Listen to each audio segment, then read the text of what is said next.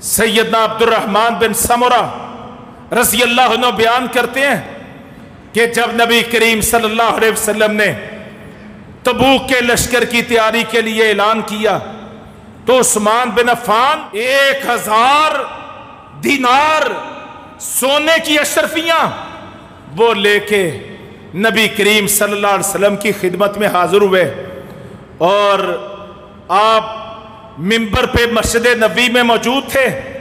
آپ کی جھولی میں 1000 دینار الٹ دیتے ہیں۔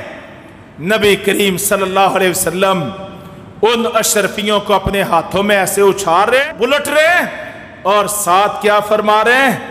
فرما رہے ہیں آج کے بعد عثمان جو بھی عمل کرے اس کو کسی عمل کا کوئی نقصان نہیں ہوگا۔